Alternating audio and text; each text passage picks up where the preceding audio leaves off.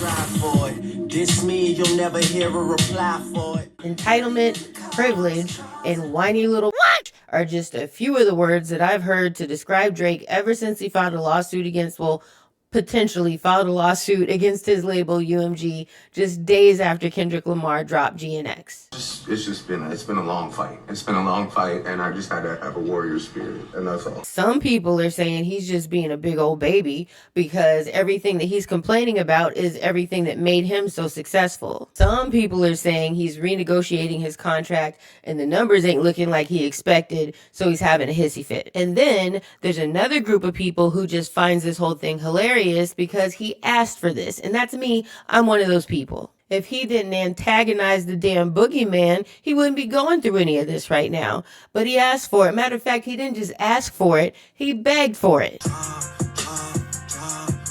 They say be careful what you ask for because you just might get it. And he got it, and he got it, and he got it some more. And then it died down a little bit, and then he got it some more. I feel good, get the fuck out my thighs. I guess I would have called myself a casual Drake fan, but maybe I wasn't even a fan at all. He's suing his label because he thinks they did algorithm tricks to make us like Kendrick more, right? So according to his logic, maybe I was never a fan at all. Maybe the algorithm tricked me into liking his music. Who knows? Either way, I never paid his personal life that much attention, so when all these accusations came out this summer, and it seemed like every single person that he ever worked with all hated him now, this was all kind of news to me. Y'all remember the pop out, right? Sometimes you gotta pop out and show niggas.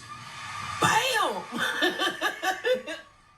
Light it up, you know I'm gonna light it up.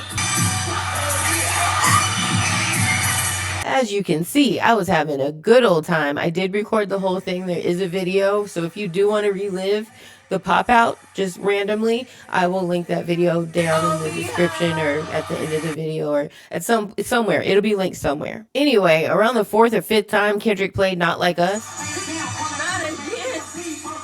Not again. I just got my breath. I remember thinking, dang, Drake must be going through it right now. How did we get here? Now, before this whole beef started, from what I knew, Drake was like the top guy. He had signed the biggest recording contract in the history of music, and he had the Drake stimulus package, and all he had to do was go say a couple words on somebody's track, and they were going to blow up. And now the whole world, including myself, were all dancing on his grave.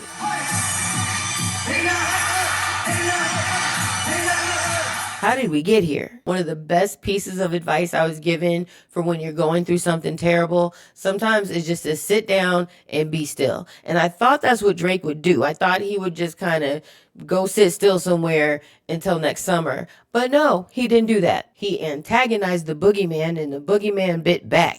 And his career took a hit, and Drake hit the red button. Just putting this out in the world, he knew what this had to do to his career. This is the red button that he's always been talking about. Break in case of emergency, because there is no going back once you do that. Y'all, how the hell did we get here? Hopefully with this series, I can start to answer those questions. When I started digging into Drake's childhood, I had this crazy revelation that made me start comparing him to this girl. Oh, you gotta give him that hawk to it. Spit all that night, you get me? How did I make this random ass connection? We're gonna get to it, but first.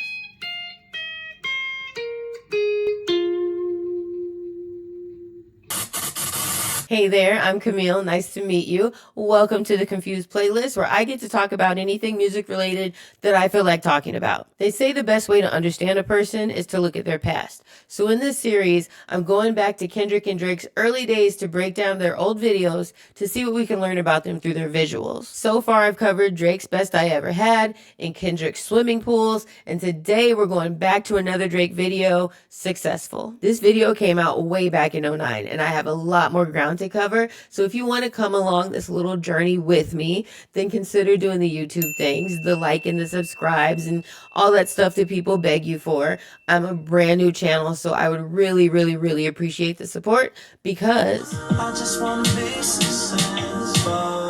One thing I want to focus on today is how little Aubrey Graham became Drake. Before we dive in though, I just want to put this disclaimer out there that I am no expert. The reason I'm even making this series is so I can learn more about them as I go through their videos. The bulk of my research comes from Wikipedia and YouTube deep dives. If I get something wrong, it's not on purpose.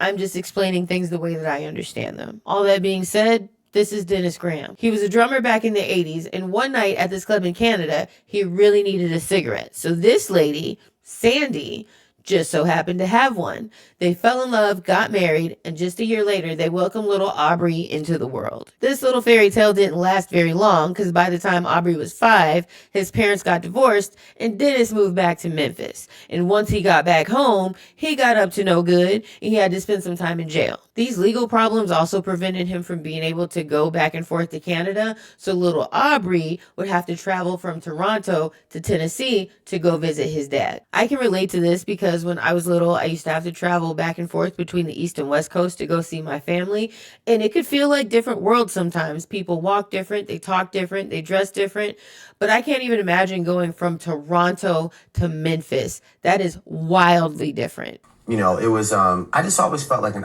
outsider. When kids are young, they don't necessarily comprehend everything. Right. So it can get a little cruel and a little mean. Drake's talked about how being biracial was a struggle for him growing up. And before I even get into this topic, I am not biracial. If you are biracial, your lived experiences on this topic are way more valid than my opinion.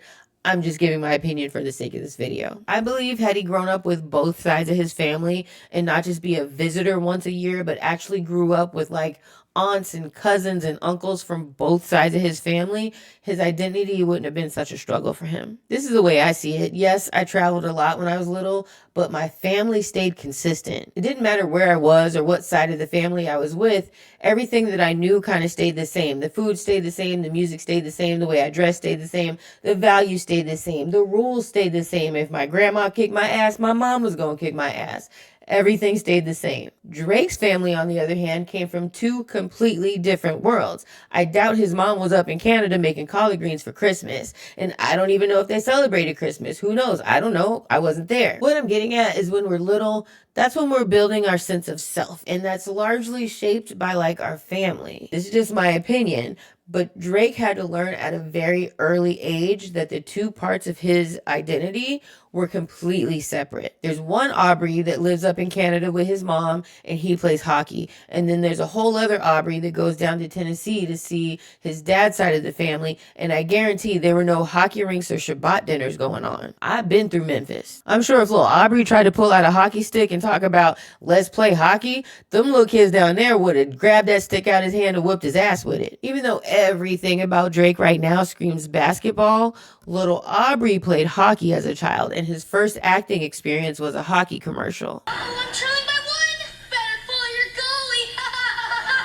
goalie. But even before then, his mom had him in dance classes and child modeling, so pursuing a career in entertainment was something that he's actually been doing since he was a toddler. So when he was in the 6th grade or so, they moved to this upper class area of Toronto. And I don't know if you've ever been to Canada, but Canada's expensive anyway. So an upper class area of Toronto is expensive. Thing is, him and his mom were living in this nice neighborhood, but they were only renting a portion of the house that they were living in. They didn't have the type of money that everybody else in that neighborhood had. So of course, this is where a majority of the bullying happened when little Aubrey was a kid. You get teased a lot? Yeah, I mean, I got it, I got it, definitely. Were you raised? They made fun of his race. They made fun of him being poor. And let's be real, his awkward phase was real fucking awkward. So I can imagine they made fun of how he looked too. I never really got bullied to that extent, thank God. But I can only imagine that his middle school years were awful. Fast forward to 2001, and at just 15, he linked up with the agent who got him a role on Degrassi.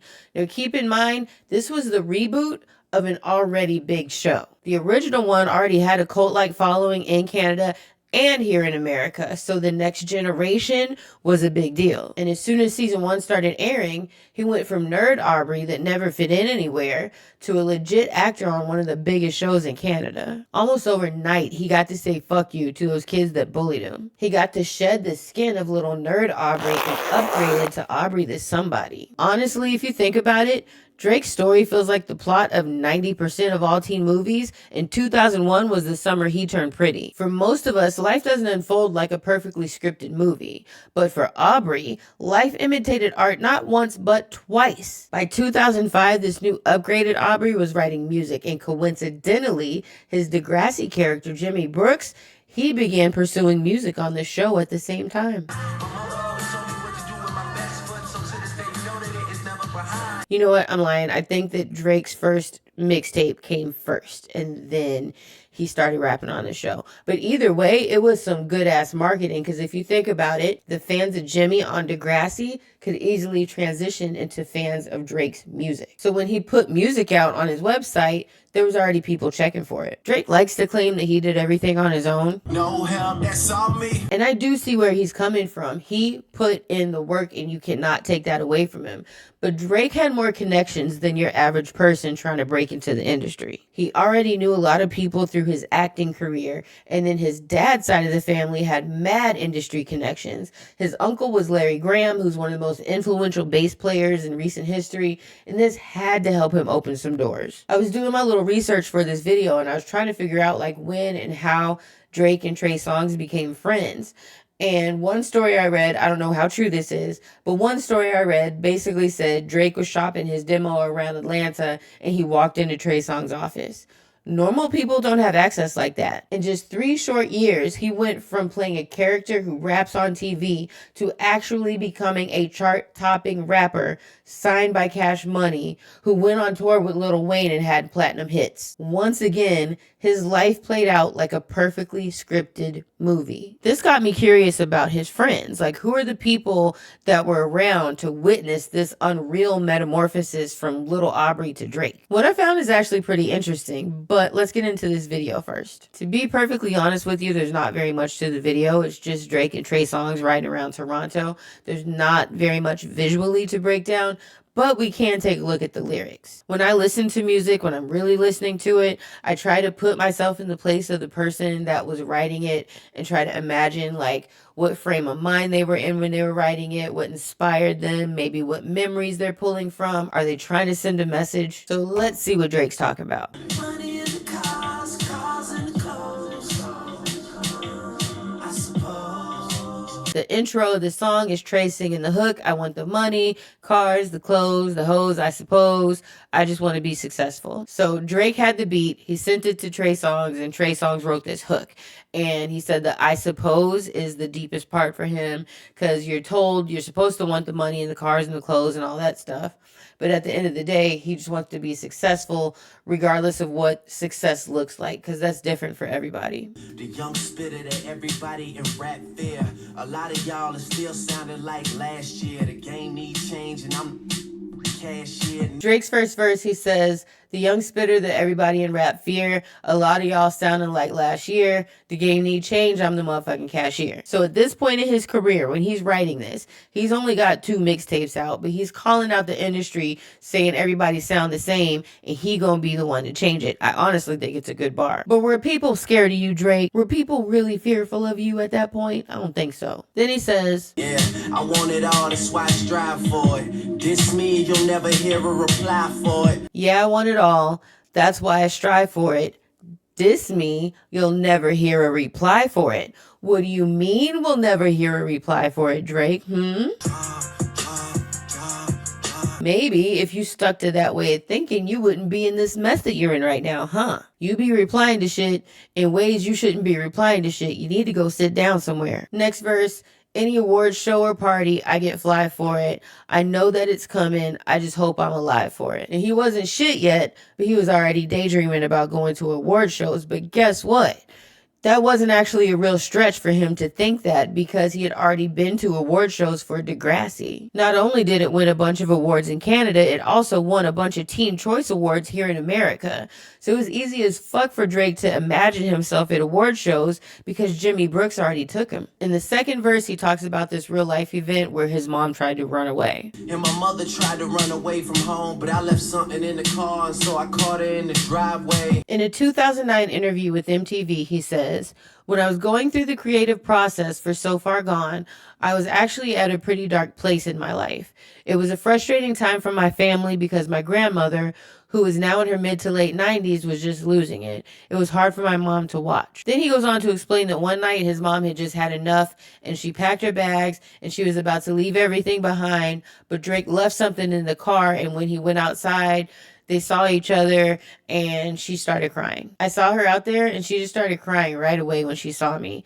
Anyway, I don't want to get too emotional, but I had to hug her. My father doesn't stay with us, so I had to be the security for her and just let her know that everything was going to be all right. What I find interesting is that he starts out by saying that he was in a dark place when he was creating Take Care, and it was frustrating for his family, but his grandma was losing it and it was hard on his mom. Throughout that whole entire thing, he never touches back on how his behavior also contributed to his mom trying to run away. People don't say nothing for no reason. He brought this up for a reason, but then he veers off into the grandma thing, and then he ends up putting himself in the hero role because his dad wasn't there, so he had to be the security for his mom.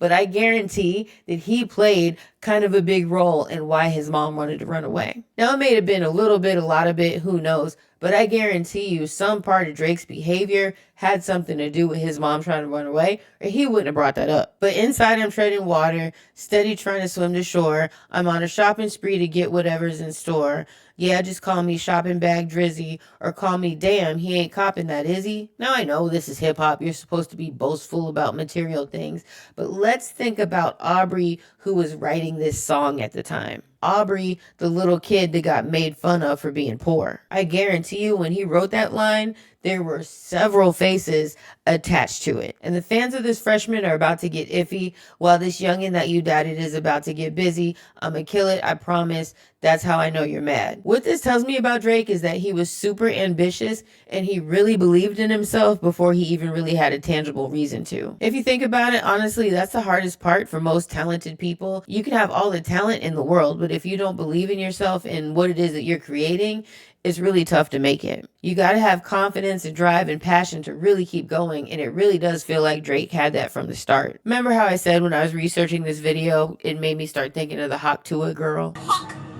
Spit on that name, you get me? Now keep in mind, I've only done like 3 minutes of research on this girl. I don't know her full story. I'm just using her as an example. So this girl, Haley, Bailey, whatever her name is, she goes on vacation. She stopped by this podcaster. She does her thing. She goes on about her business. The video gets posted. She goes viral. And in a matter of weeks, she's on talk shows. She's doing legitimate interviews. She's getting offered a podcast. I don't know if she's still doing that. It doesn't really matter. Becca, Brittany, whatever her name is, this 21-year-old girl is minding her own business one day and then blew the fuck up. She opened her Instagram account and million followers. Fame came at her fast, even though she wasn't looking for it. But you can't tell me that this new popularity didn't start getting to this 21-year-old girl's head. She's getting calls from producers. She's got people making her offers. People are giving her free shit.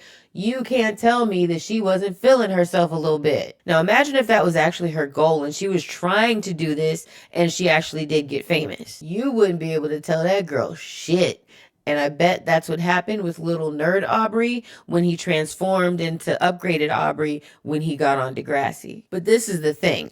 I bet, I don't know for certain, again, I only did like 2 minutes of research, but I guarantee you that Tuah girl had something that Drake doesn't. Real friends that knew her before all this Tuah shit ever happened. And I'm not talking about family, because family's always going to be a little biased about another family member's success, but Tuah girl had childhood friends that knew her before any of this shit happened. She could try to run off and be all Hollywood if she wanted to, but those people that were in her life that have been there all along, all she got to do is get around them people, and I guarantee if her head gets a little too big, they gonna let her know about herself. One of the main things that I wanted to talk about when I started this video was Drake's childhood, and so I went looking for Drake's childhood friends. I even Googled who are Drake's friends. Every single name that came up was somebody that he met while he was in the industry. I believe Chubbs and a couple of others have been there since his mixtape days, But where are the people that can tell us about when Drake fell off his bike when he was 6 years old? Where's the kid down the street that he used to play video games with? Who are the people that knew little Aubrey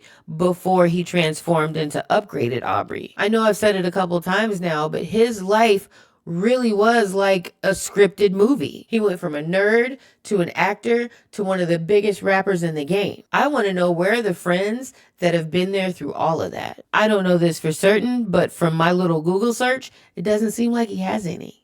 And of all the friends that he's made while he's been in the industry, it seems like he has a falling out with everybody that ain't on his payroll. Why can't Drake keep friends? Why can't Drake keep a girlfriend? Why does it seem like when people get close to him, they eventually run away? Hopefully, as I dig into this series, we're going to get some more answers. If you made it this far, there had to be something that you liked, and if so, please consider doing the YouTube things. If you forgot from the last time that I told you, this is a brand new channel, and I really, really, really need the support because if you're the type of person that likes to leave a tip, hitting the like button is a free tip. It doesn't even cost you anything. But it's a big deal to me, so I really appreciate it if you do that. The next video up is going to be a Kendrick video. I haven't decided which one yet. It's either going to be Poetic Justice or Bitch Don't Kill My Vibe. But if you enjoyed this video, then I guarantee you're going to like that one too. So make sure you come back. And the easiest way to do that is just hit subscribe so that it pops up when I put a new video out. Anyway, thank you so much for watching. Bye.